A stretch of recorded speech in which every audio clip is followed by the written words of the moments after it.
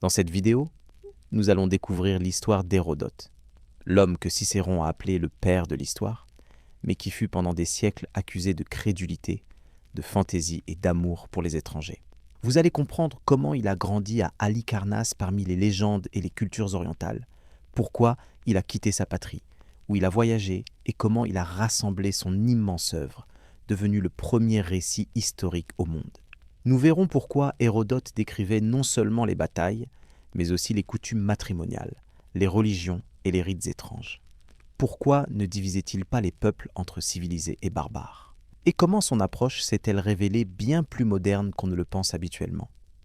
Vous découvrirez comment il a décrit les guerres gréco-persanes, comment il fut reçu à Athènes et ce que nous savons de ces dernières années. Et enfin, comment ces textes ont influencé toute la culture européenne, des géographes antiques aux historiens modernes. Si vous voulez comprendre comment naît l'histoire, non pas comme une chronique sèche, mais comme un tissu vivant du temps, cette vidéo est pour vous. N'oubliez pas de mettre un like, de vous abonner à la chaîne et bon visionnage. Halicarnasse était bien plus qu'une simple cité grecque. C'était un carrefour, un lieu où se croisèrent les langues, les dieux, les marchands et les ambitions. Située sur la côte sud de l'Asie mineure, là où la mer Égée caresse les collines rocheuses de la Carie, cette ville donnait sur un horizon ouvert, un horizon qui appelait au départ. Et c'est là, au début du 5e siècle avant notre ère, que naquit Hérodote, celui qui allait devenir le premier historien de l'Occident. Fondé par des Doriens, puis placé sous la domination perse, Halicarnasse incarnait la complexité du monde ancien. Les Grecs locaux conservaient leur religion et leurs coutumes, mais leur langue résonnait de mots venus d'Orient. Dans leurs temples cohabitaient les figures des dieux de l'Olympe et celles des démons orientaux. Au port, on pouvait croiser des navires phéniciens chargés d'épices et des bateaux provenant des îles de l'archipel égéen. C'était une ville où même l'enfance ne pouvait être enfermée dans les limites d'un seul peuple ou d'une seule tradition. On sait peu de choses sur l'enfance d'Hérodote, mais l'esprit de la ville et l'esprit du temps en disent long. Sa famille appartenait probablement à un milieu aisé.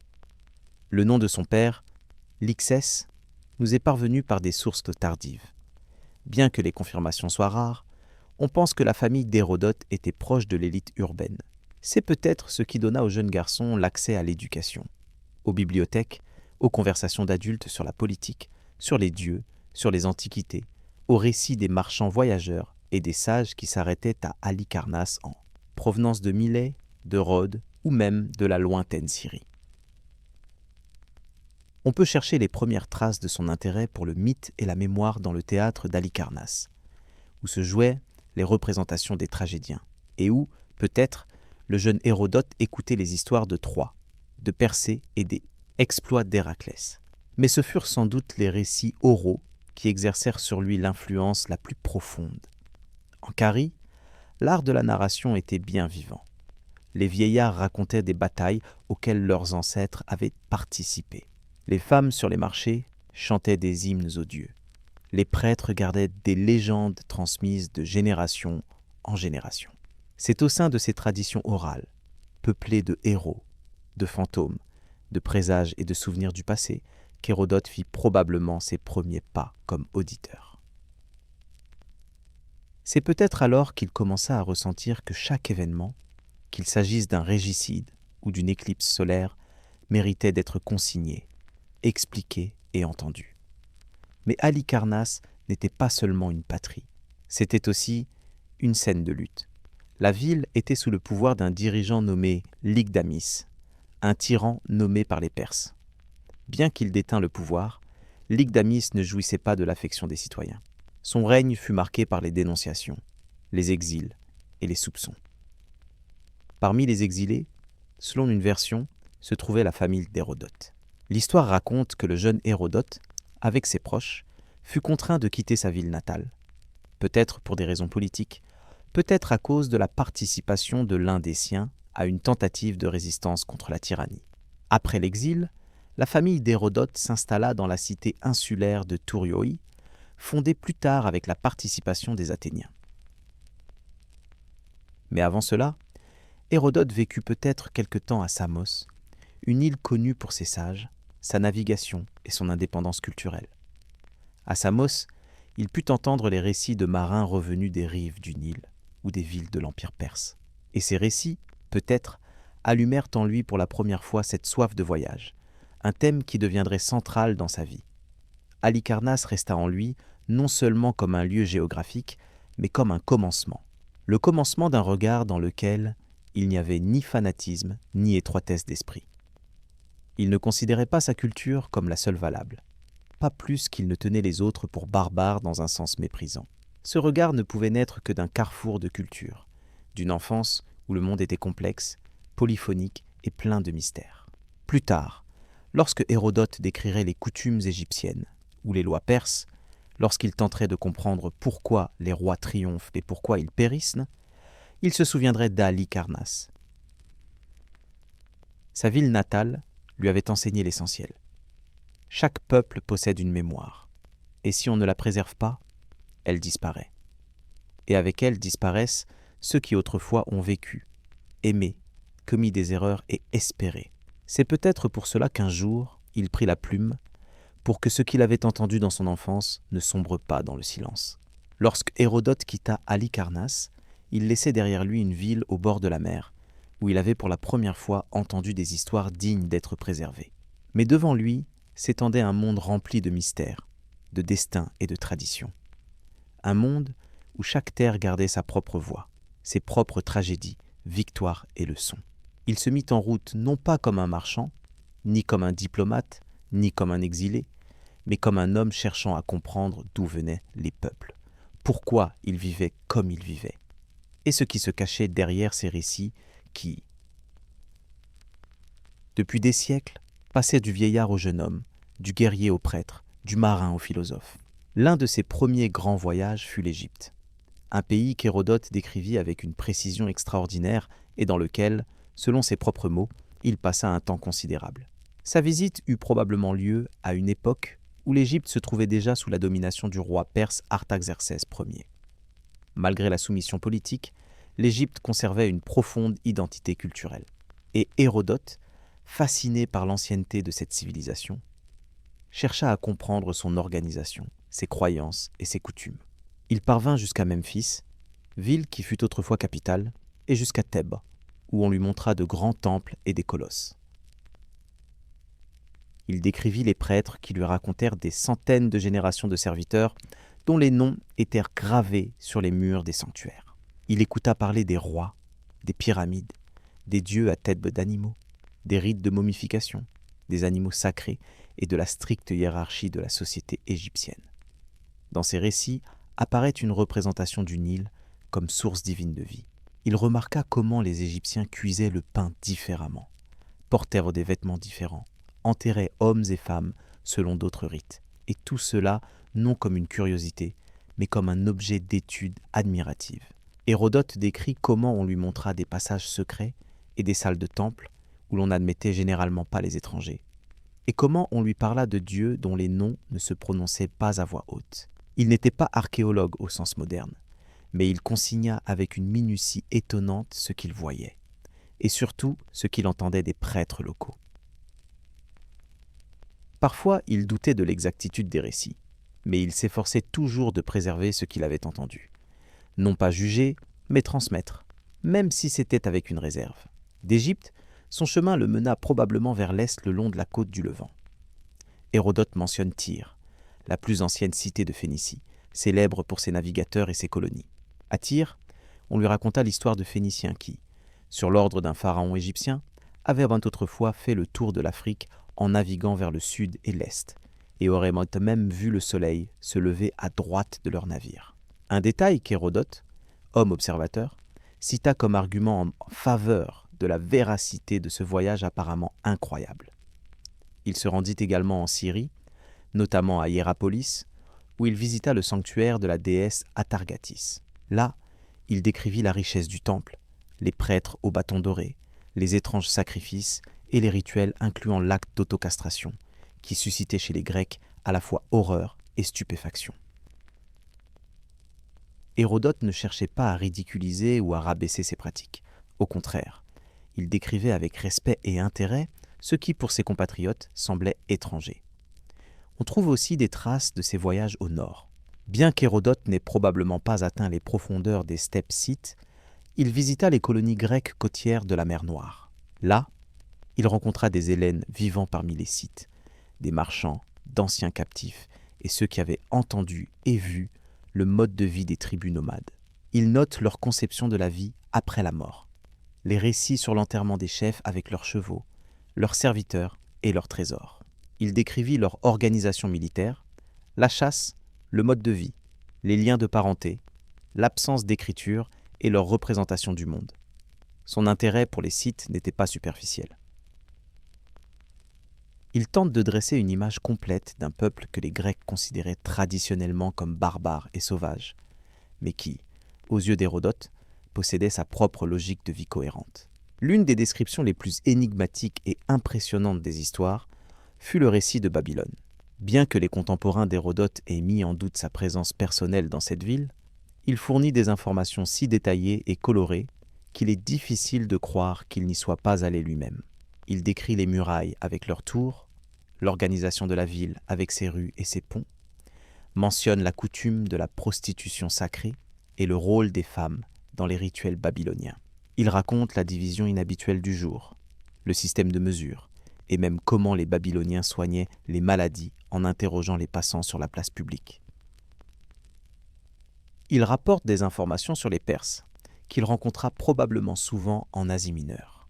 Il parle d'eux avec respect, soulignant l'honnêteté dans l'éducation, les coutumes familiales strictes, l'enseignement de 3 vertus, monter à cheval, manier l'arc et dire la vérité. Il cite des proverbes persans, leurs relations aux dieux, leurs lois et leurs coutumes. Certaines de ces informations, il put les obtenir de Grecs au service des Perses, d'autres directement d'habitants de l'Empire perse. Hérodote voyageait non pas pour le profit ni pour des missions politiques. Son chemin était celui de l'écoutant. Il vit comment les temples cédaient la place au palais, comment les vêtements changeaient de la toge de sable au voile de soie, comment certains peuples tenaient les chiens pour sacrés, tandis que d'autres vénéraient les vaches ou le fleuve. Il marchait non pas pour trouver une réponse, mais pour comprendre pourquoi les hommes sont si différents et pourquoi ils sont, malgré cela, semblables dans leur peur de la mort, dans leur quête de gloire, dans leur désir de raconter leur histoire. Tous ces voyages, du temple d'Isis à la tente d'un chef scythe, des bazars de Babylone aux barques sur le Nil, devinrent le fondement de son œuvre future. Hérodote ne construisait pas une carte du monde, mais il commençait à créer une carte de l'expérience humaine avec ses croyances, ses espoirs et ses illusions. Lorsque Hérodote entreprit la création de son œuvre, il ne savait pas encore qu'il allait donner naissance à une nouvelle tradition. Lui-même appelait son travail « histoire », ce qui en grec ancien signifiait non pas science du passé, mais enquête, recherche et découverte. Cette définition reflète exactement son approche. Hérodote cherchait à entendre autant de récits que possible sur le passé, à découvrir qui, quand et pourquoi avait accompli de grandes actions et à transmettre ses témoignages aux générations futures. Il voyagea à travers le monde, conversa avec des gens de toutes conditions, interrogea des prêtres, des fonctionnaires, des marchands, des guerriers et des gens du peuple. Il écoutait attentivement et s'efforçait de transmettre ce qu'il avait entendu avec le plus de précision possible, tout en indiquant toujours son degré de confiance dans la source. Il distinguait ce qu'il avait vu de ses propres yeux, ce qu'il avait entendu de la bouche d'interlocuteurs dignes de foi, et ce qui se transmettait comme légende locale. Une telle classification des sources était inhabituelle pour l'époque et rendit son œuvre particulièrement précieuse pour les générations suivantes. En Égypte, Hérodote passa, selon ses propres dires, un temps considérable. Il visita des temples, conversa avec des prêtres et étudia les coutumes, les croyances, les rites et l'histoire du pays. À Thèbes, on lui montra des rangées de statues dont chacune, affirmée aux les serviteurs, représentait un prêtre d'une génération. Hérodote tenta de calculer l'âge de la civilisation égyptienne à partir de ces traditions. Et bien qu'il exprimât des doutes sur une telle profondeur d'ancienneté, il conserva néanmoins le récit sans condamnation catégorique. Pour lui, il était important non pas tant de prouver ou de réfuter, mais de préserver le témoignage.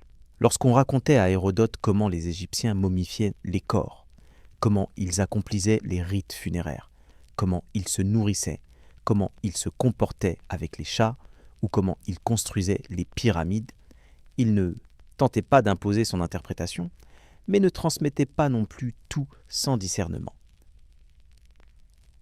Il n'acceptait pas aveuglément les affirmations qui contredisaient le bon sens.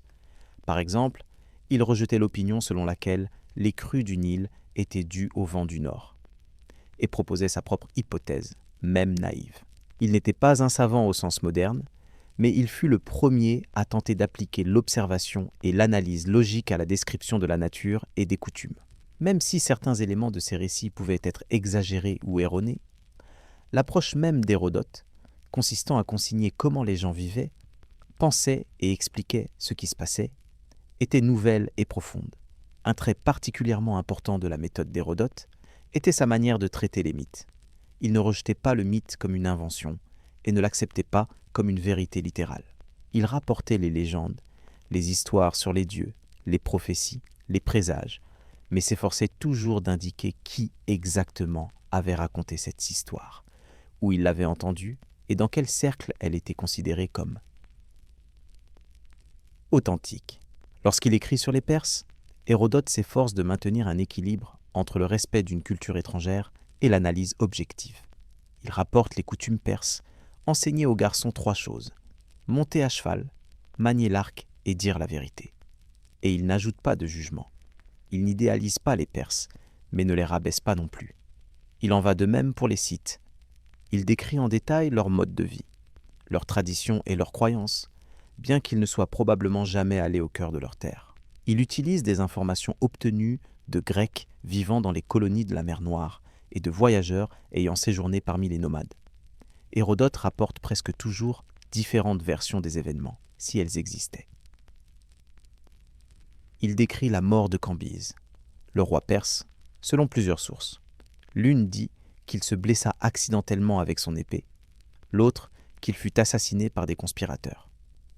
Hérodote présente les 2 versions, sans affirmer laquelle est vraie. Cela laisse au lecteur la possibilité de juger par lui-même. Et cela était particulièrement important dans une culture où l'on avait l'habitude soit de croire en une chose, soit de ne pas croire du tout. Il n'avait pas peur de polémiquer avec les autres. Il cite Homère avec respect, mais remarque que le poète s'était probablement trompé dans la description de certains événements. Il est prêt à discuter avec les prêtres, avec les traditions et avec lui-même, mais ne le fait jamais avec moquerie ou mépris. Hérodote, contrairement aux poètes, ne cherche pas à glorifier l'un et à dénigrer l'autre. Il tente de présenter tout le spectre, des rituels sacrés aux habitudes quotidiennes, des ancêtres mythiques aux réalités des cours royales. Sa méthode n'est pas d'imposer une vision unique, mais de montrer à quel point le monde humain est complexe et stratifié. Il crée la première tentative de synthétiser l'expérience de différents peuples, sans tout ramener à une seule culture, à une seule vérité ou à un seul système de valeurs. C'est en cela que réside le caractère révolutionnaire de son approche. Il rassemble des voix, consigne là où c'est possible, précise là où il doute et transmet là où il ne peut juger. Son œuvre n'est pas seulement une chronique d'événements, mais aussi un récit sur l'homme lui-même, sur la façon dont il connaît, se souvient, croit et raconte. Lorsque Hérodote commença à travailler sur son œuvre, il se fixa pour tâche non seulement de raconter la grande guerre entre les Grecs et les Perses, mais aussi de découvrir pour quelles raisons elle avait commencé, qui en fut le véritable instigateur, et comment une série de conflits apparemment mineurs avait conduit à un affrontement englobant presque tout le monde connu. Il cherchait non seulement à préserver la mémoire des batailles et des héros, mais aussi à transmettre à ses lecteurs ce qui, selon lui, se trouvait derrière la guerre. Les ambitions, les griefs, les erreurs et les décisions qui avaient le mené au bain de Seng. Au début de ces histoires, Hérodote se tourne vers un passé lointain, vers les anciennes légendes sur les enlèvements de femmes. Io, Europe, Hélène. Il rapporte des mythes dans lesquels certains accusent dans les Hellènes, d'autres les Asiatiques, et mentionne que certains peuples voient dans ces événements la première raison de l'hostilité. Cependant, il abandonne bientôt la version mythologique et commence l'exposé des causes historiques du conflit. Le premier pas réel, selon lui, fut l'ascension du roi lydien Crésus. Crésus, qui régna au milieu du VIe siècle avant notre ère, était connu pour sa richesse, sa puissance et son intérêt pour la culture hellénique. Il soumit les cités grecques d'Ionie et plaça pour la première fois les Grecs d'Asie mineure sous la dépendance d'un souverain oriental. Hérodote raconte en détail comment Crésus envoya des offrandes à Delphes, comment il consulta l'oracle au sujet d'une guerre contre la Perse et reçut la fameuse réponse « Si tu franchis le fleuve Alice, tu détruiras un grand royaume ». Crésus crut qu'il s'agissait d'une victoire sur les Perses, mais en franchissant la Lys, il fut vaincu par Cyrus le Grand et détruisit ainsi son propre État. Après cela, les Perses héritèrent du contrôle sur les cités grecques d'Asie mineure, et ce fut la première source de tension. Quelques décennies plus tard, commença la révolte ionienne. Le satrape Otanès consolidait le pouvoir perse dans la région, lorsque le tyran de Milet, Aristagoras, ayant échoué dans sa tentative de conquête de l'île de Naxos, tenta de provoquer une révolte pour préserver son influence. Il demanda l'aide des Grecs du continent et obtint le soutien d'Athènes et d'Érétrie. Une flotte commune s'approcha de Sardes, résidence du pouvoir perse en Asie mineure, et incendia la ville. Bien qu'aucun succès stratégique n'ait été atteint, le simple fait de l'attaque des Grecs fut pour Darius un affront, et il jura de se venger. Hérodote souligne que c'est précisément cet épisode qui devint le motif direct du début des guerres gréco-persanes. Darius Ier, grand roi de Perse, commença la préparation d'une campagne contre la Grèce. Un premier détachement fut envoyé sous le commandement de Mardonios. Cependant, la flotte se brisa près du mont Athos. 2 ans plus tard, une nouvelle expédition débarqua en Eubée et pilla Érétrie. Après quoi, l'armée perse s'approcha de Marathon. Hérodote décrit comment les Athéniens, sans attendre l'aide des Spartiates, marchèrent à la rencontre d'une armée beaucoup plus nombreuse et, sous le commandement de Miltiade, remportèrent la victoire. Il raconte le déploiement de l'armée grecque, l'attaque fulgurante de la phalange, le coup d'encerclement par les flancs et comment la retraite des Perses fut transformée en déroute. Marathon devint un symbole de courage, et Hérodote accorde une attention particulière au nom des héros, au rite d'hommage aux morts et au destin des participants. Après la défaite de Marathon, Darius commença à préparer une nouvelle invasion, mais mourut avant l'achèvement des préparatifs. Le pouvoir royal passa à son fils Xerxès Ier, un jeune dirigeant ambitieux qui décida de mener l'affaire à son terme. Hérodote décrit comment Xerxès organise le rassemblement d'une armée venue de tous les coins de l'Empire, de l'Inde à la Libye, de Babylone au Caucase. Il raconte la traversée de l'Hellespont sur un pont de navire, la construction d'un canal à travers l'isthme près du mont Athos et l'effectif record de l'armée, composé de dizaines de peuples. Cet épisode devient pour Hérodote un symbole de l'ampleur impériale, mais aussi un avertissement contre l'orgueil excessif. L'armée de Xerxès traversa la Grèce. Hérodote s'arrête longuement sur la bataille des Thermopyles, où une petite armée grecque sous le commandement du roi spartiate Léonidas retarde l'avancée de forces largement supérieures. Il transmet les détails du combat, la résistance des guerriers, la trahison d'Éphialte qui montra le chemin de contournement, et la mort de Léonidas. Ces scènes sont empreintes de tragédie et de respect pour le sacrifice de soi. Après la chute des Thermopyles vient le tour de la bataille navale d'Artémision. Puis commence l'évacuation d'Athènes, l'incendie de la ville par les Perses et la préparation de la bataille décisive de Salamine. Hérodote décrit en détail comment le stratège athénien Thémistocle convainc les alliés de livrer bataille dans le détroit étroit, où la supériorité numérique des Perses devient inutile. Il raconte comment Xerxès observe le combat depuis la rive, comment la flotte grecque inflige la défaite et comment, après Salamine, Xerxès décide de quitter la Grèce, laissant Mardonios achever la guerre. La dernière grande bataille fut celle de Platée. Hérodote décrit comment le général spartiate Pausanias mène les forces grecques unies contre les restes de l'armée perse. La mort de Mardonios, la fuite des Perses, le sac du camp. Tout cela devient le final de la Grande Guerre. Presque simultanément, en Ionie, la flotte grecque détruit l'escadre perse à Mycale. Hérodote considère ces 2 batailles comme le symbole de la restauration de la liberté et du retour des Grecs à une existence autonome. Il n'omet pas non plus les épisodes moins héroïques, les discussions au Conseil athénien, les hésitations des Thébains, les tentatives de trahison de la part de certaines cités insulaires. Il montre que la guerre n'est pas seulement le champ de bataille, mais aussi les fractures internes, la peur, les querelles, le jeu politique. Hérodote achève son récit non pas par une ode emphatique, mais par une réflexion sur la versatilité du destin humain. Il montre comment la victoire n'apporte pas toujours la concorde, comment la défaite ne prive pas un peuple de dignité, et combien il est important de se souvenir non seulement des noms des héros, mais aussi des raisons pour lesquelles ils le sont devenus. Pour lui, la guerre entre les Grecs et les Perses n'est pas simplement une chronique, mais un miroir dans lequel se reflète la nature du pouvoir, la peur de la liberté, le prix de l'alliance et la grandeur du courage. Lorsque Hérodote revenait de ses pérégrinations, ses notes contenaient non seulement une énumération de rois et de batailles, mais aussi des portraits vivants des peuples parmi lesquels il s'était rendu ou sur lesquels il avait interrogé des témoins. Ces descriptions n'étaient ni neutres ni impersonnelles. Au contraire, il s'efforçait de transmettre le caractère, les coutumes, les croyances et la vie quotidienne de chaque peuple, en faisant de ceci une partie du tableau général, d'un monde où l'histoire vit dans le quotidien, dans les gestes, dans les paroles et dans les rites.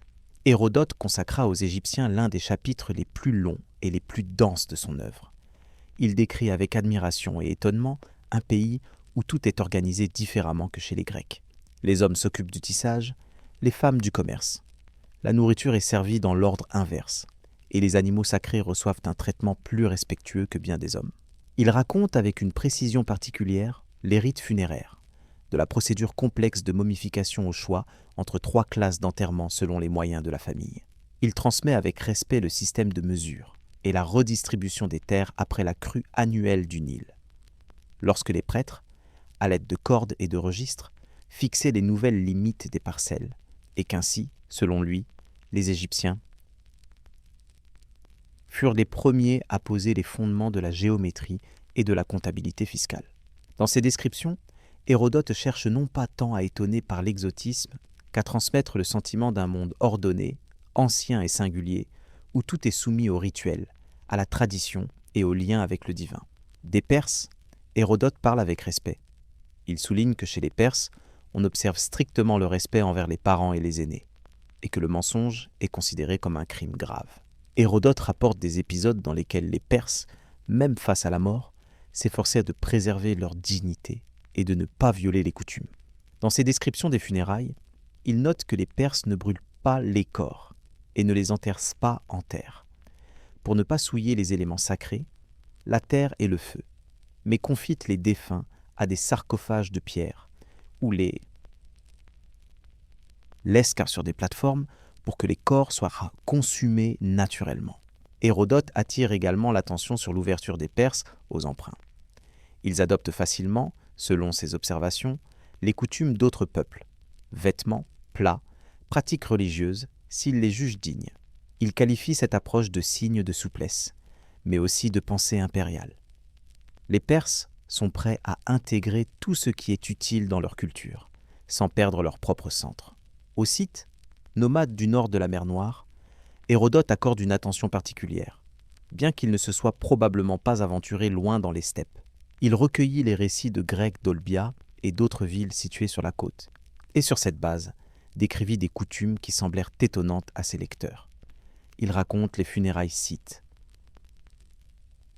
Lorsqu'un chef meurt, son corps est transporté en chariot d'un clan à l'autre. Et à chaque arrêt, on accomplit un sacrifice. On tue des chevaux et des serviteurs pour qu'ils l'accompagnent dans le monde des morts. Après plusieurs semaines de parcours du territoire, le corps est enterré dans un tumulus et l'on dresse au-dessus des idoles de bois et des cavaliers. Il note que les Scythes n'ont pas d'écriture, mais que la mémoire est conservée dans la tradition orale et que les prédictions sont faites par des prêtres qui devinent au moyen de faisceaux de baguettes et de mouvements de queue de chevaux. Selon lui, c'est précisément l'attachement aux traditions et le mode de vie indépendant qui rendent les Scythes inflexibles et difficiles à conquérir.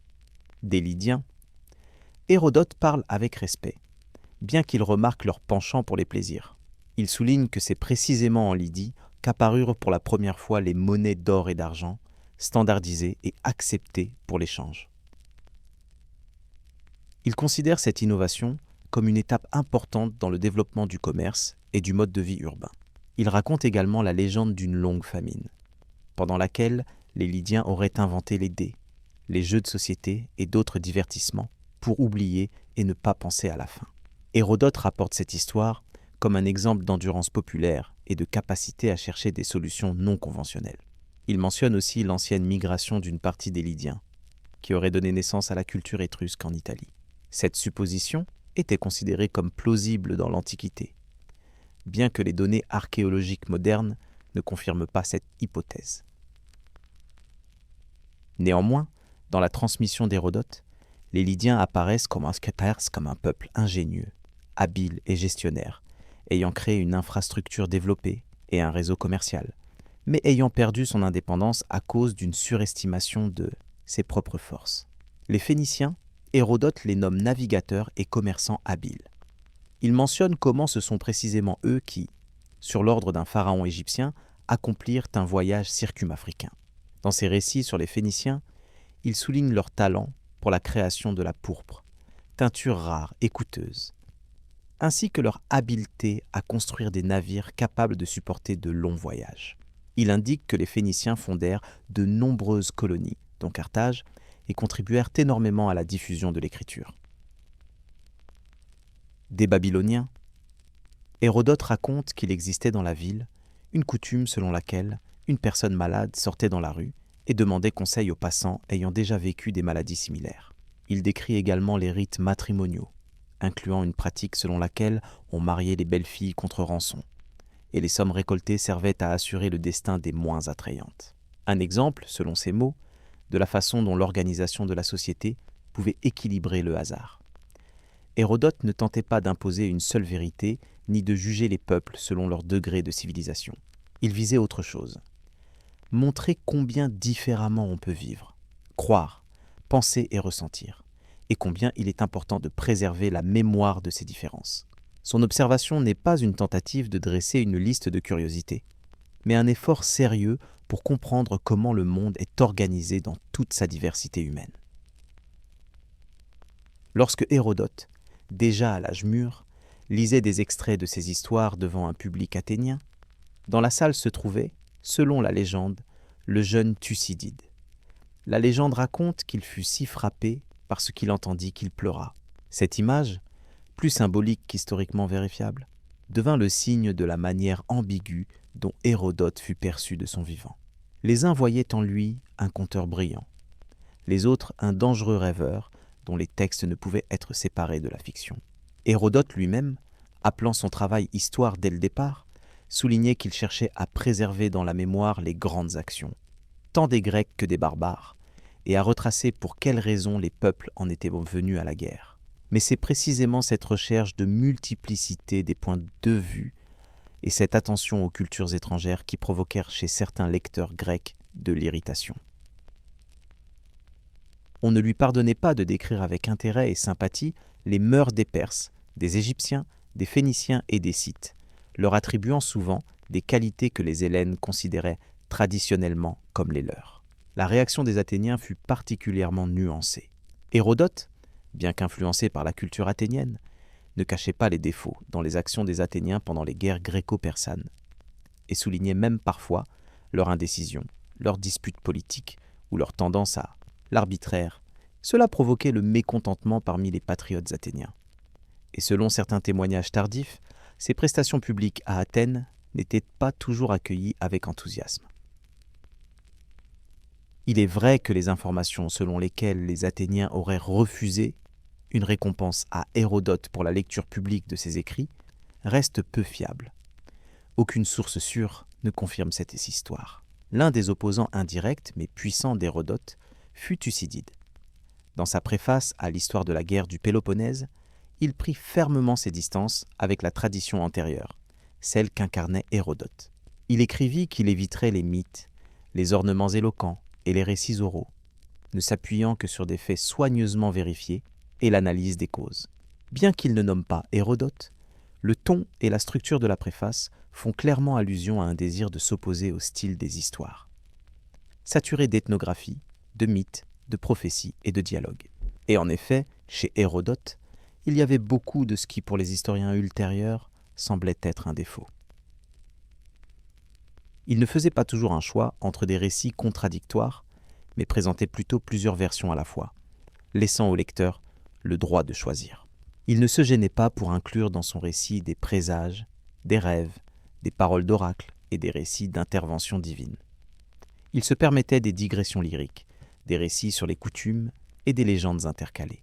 En même temps, Hérodote fut perçu dès le début comme un auteur d'un don extraordinaire. Son habileté à raconter avec vivacité, à transmettre des dialogues, à recréer l'atmosphère d'un lieu et d'un temps, fit de son œuvre un succès dès l'époque classique tardive. Dans les écoles de rhétorique, ces textes commencèrent à être utilisés non comme source de chronique exacte, mais comme modèle de bonne prose. Son style était considéré comme exemplaire, simple, transparent, léger, mais expressif.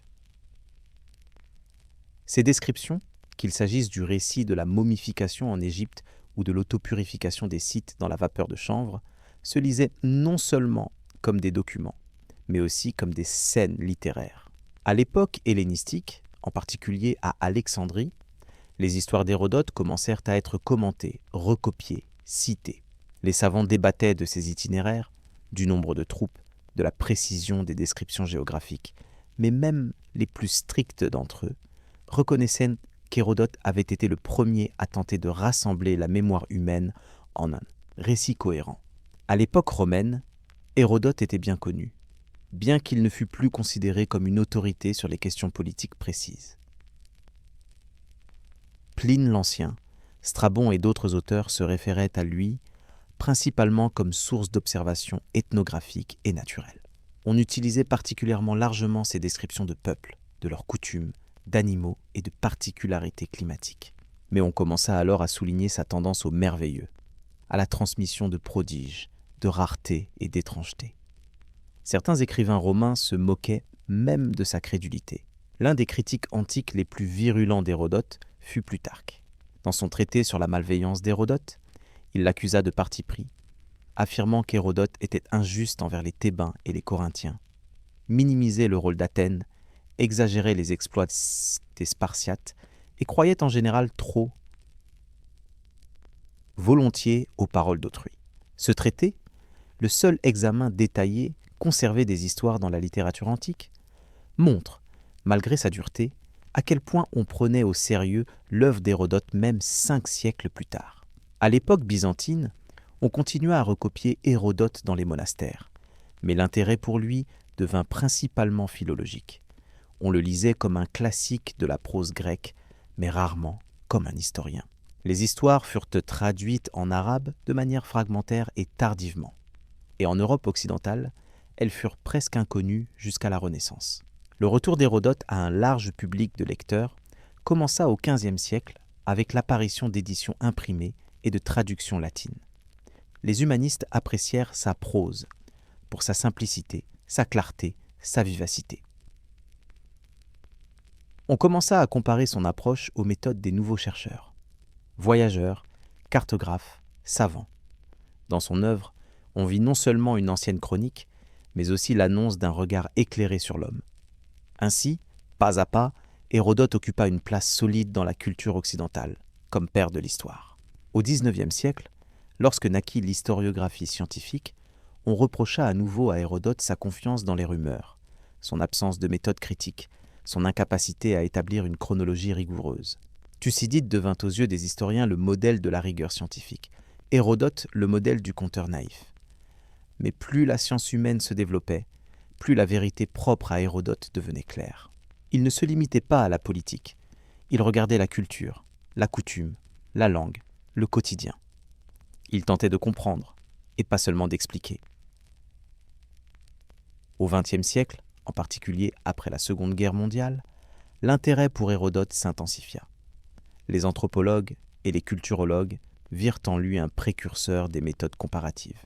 Il observait comment vivaient d'autres peuples, non pas pour les juger à l'aune grecque, mais pour les décrire tels qu'ils se voyaient eux-mêmes. Les historiens de la mémoire, les chercheurs du narratif, les philologues et les philosophes commencèrent à se tourner vers son œuvre comme vers une expérience unique de construction du savoir, par le récit, le dialogue et le doute. Aujourd'hui, on lit à nouveau Hérodote, tant dans le milieu académique qu'en dehors. On l'inclut dans les cours d'histoire, de littérature, d'anthropologie. On le lit comme témoignage, comme littérature et comme expérience de pensée. Il est intéressant non pas parce qu'il fut le premier, mais parce que dès le 5e siècle avant notre ère, il posa des questions avec lesquelles l'humanité se confronte encore aujourd'hui. Comment se souvenir? Qui écouter? Que considérer comme vrai? Et comment raconter le passé de sorte qu'il ne devienne pas une date morte, mais reste une voix vivante? Lorsque Hérodote achevait son travail sur ces histoires, il était déjà d'âge mûr. Son nom était connu dans le monde grec. Il se produisait en public, conversait avec des gens instruits, voyageait, interrogeait, collectait et comparait des récits. Cependant, malgré cela, il ne resta pas à Athènes, où se déroulait en ces années la vie intellectuelle de la Grèce. Les dernières années de sa vie, Hérodote les passa loin du centre de la culture grecque, dans la cité italienne de Turioa, sur les rives du golfe de Tarente. La ville de Turioa fut fondée sur l'emplacement de Sybaris détruite, à l'initiative des Athéniens et avec l'encouragement de Périclès.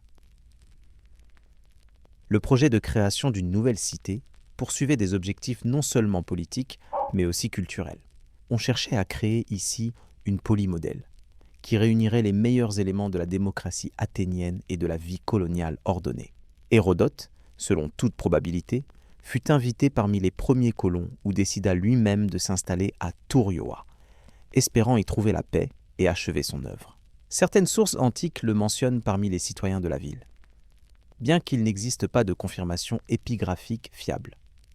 À Turioa, Hérodote continua apparemment son travail sur les histoires. Il y a lieu de penser que c'est précisément là qu'il acheva la structuration de son œuvre, retravailla les premiers chapitres, compléta la description des guerres gréco-persanes et des insertions ethnographiques. Certains chercheurs pensent que les particularités stylistiques des derniers livres, en particulier le 8e et le 9e, peuvent indiquer une révision effectuée dans les dernières années de sa vie.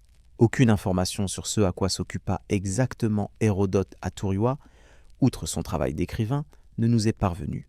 On ne sait pas s'il participa à la vie politique de la nouvelle police, s'il enseigna la rhétorique ou l'histoire, s'il eut des disciples.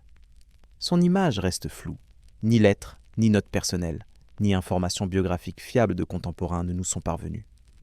Tout ce qui est connu relève de la conjecture et des légendes tardives. On ne sait pas exactement non plus quand il mourut. La plupart des savants pensent que la mort survint environ 20 ans après la fin des guerres gréco-persanes, qui furent nées à la base de son œuvre. Si cette date est exacte, Hérodote avait environ 60 ans. Le lieu de son inhumation reste également inconnu. Des auteurs de l'Antiquité tardive mentionnent une tombe d'Hérodote à Turioa, mais aucune trace archéologique n'a été trouvée. Il existe un récit selon lequel, peu avant sa mort, Hérodote aurait lu toute son œuvre devant les habitants de Turioa. Certains des présents auraient entendu pour la première fois comment leur peuple était décrit aux étrangers sans moquerie ni humiliation. Cette tradition est probablement peu précise sur le plan documentaire, mais son symbolisme est important. Hérodote cherchait toujours non pas à juger, mais à comprendre. Et si vraiment il se produisit devant différents auditeurs, c'est peut-être cette particularité qui rendit son discours particulièrement précieux. Il est possible que les dernières années de sa vie furent les plus calmes. Après des décennies de pérégrinations, d'interrogatoires sans fin, de routes difficiles, de traversées, de nuits blanches sur des rouleaux, il se retrouva dans une ville où il n'y avait pas de mémoire de guerre, où il n'y avait pas la pression de la patrie et où il put tranquillement mener à bien son travail. Il n'existe ni témoignage qu'il souffrit de maladie, ni récit de circonstances tragiques de sa mort. Il mourut, selon toute apparence, de mort naturelle. Et pour le monde antique, cela aussi avait son importance. L'historien qui avait rassemblé des récits sur la mort de rois, de généraux, de peuples et de civilisations, s'en alla lui-même tranquillement. Des écrivains de l'Antiquité tardive rapportent que quelque temps après sa mort, les habitants de Turioa lui érigèrent un monument. L'authenticité de cette affirmation ne peut être vérifiée. Il n'y a qu'une supposition que sa tombe se trouvait effectivement dans l'enceinte de la ville, et que longtemps des gens vinrent s'y recueillir, non seulement des concitoyens, mais aussi des voyageurs d'autres cités. Dans un texte du IVe siècle avant notre ère, il était mentionné que les Athéniens regrettèrent plus tard leur manque de considération envers Hérodote et auraient érigé sa statue dans l'une des bibliothèques. Cependant, ni inscription ni confirmation architecturale de cette histoire n'ont été trouvées. Ce qui est connu avec certitude, c'est qu'après la mort d'Hérodote, son œuvre commença à se répandre en copies manuscrites. Il ne se produisait plus sur l'agora, mais ses paroles continuaient de résonner. Le texte se transmettait de maître à élève, se recopiait, se citait, se discutait. Et lui-même, ayant déjà quitté ce monde, continua d'être présent. Dans la mémoire de l'expédition de Xerxès, dans la description des rites des prêtres égyptiens, dans les récits de l'enterrement des chefs scythes et dans les débats sur le destin de Crésus. Ainsi s'acheva la vie de l'historien voyageur. Sans apothéose, sans honneur, sans triomphe, mais avec une tâche accomplie. Hérodote rassembla les voix des disparus, les rendit audibles et transmit ce qu'il considérait comme le plus important. Non pas une seule vérité, mais une multitude de témoignages pour que les descendants puissent se souvenir. Des siècles se sont écoulés, des époques se sont succédées, des empires se sont effondrés, et le nom d'Hérodote n'a pas disparu. Il s'est conservé non pas parce qu'il fut un chroniqueur ou un philosophe irréprochable, mais parce qu'il fut le premier à voir dans les récits du passé, non pas simplement une succession d'événements, mais un moyen de comprendre l'homme. Ces histoires se transmirent de génération en génération. D'abord sur parchemin, puis dans des rouleaux recopiés, plus tard dans les premières éditions imprimées. Et si aujourd'hui, plus de 2500 ans plus tard, on le lit, l'étudie et le discute encore, la raison ne réside pas seulement dans la valeur historique, mais aussi dans l'humanité étonnante de son regard. Bien qu'aujourd'hui les savants le lisent de manière critique, en vérifiant les faits, ils reconnaissent que c'est lui qui, le premier, tenta d'unir dans un seul texte les causes, les témoignages, les coutumes, la géographie, les croyances et le caractère. Il fut le premier à faire de la mémoire humaine un instrument capable d'expliquer le monde. Ainsi, Hérodote est-il resté avec nous non comme un chroniqueur infaillible, non comme un prophète, non comme un maître, mais comme un homme qui comprit le premier. L'histoire n'est pas ce qui est écrit, mais ce qui est raconté. Proposez en commentaire des sujets pour de nouvelles vidéos. Abonnez-vous à la chaîne et mettez un like.